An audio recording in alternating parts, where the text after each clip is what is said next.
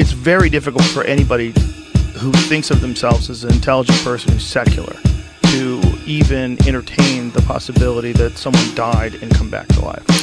And I get that. But we've already talked about the fact that we don't think that the only thing that exists is matter and motion. It's in you and I, right? We believe that there's something else going on in this world that's a little bit crazy. There's something else. And that to, I think, exclude that, I think excludes something that you're putting blinders on.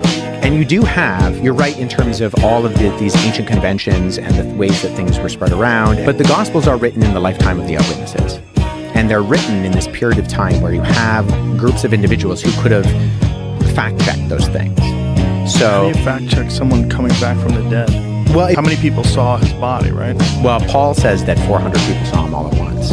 400 people saw the crucifixion? No, saw the resurrected Jesus. 1 Corinthians 15, Paul says that Jesus appeared to the disciples, and then he appeared to 400 people all at once.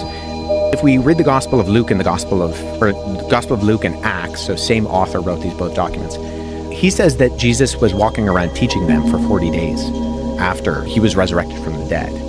And so these are written within a time period when you have people who would have seen Jesus' ministry, who were there, say, at something like the feeding of the 5,000, who could have been able to verify or debunk some of these things that are being said. And you go from a bunch of scared guys who, because Jesus wasn't the only messianic figure who arose and claimed to be the Messiah. Right. There were a number of individuals both prior to and after Jesus, but they die and the movement dies with them. Do you think it's possible that he didn't die?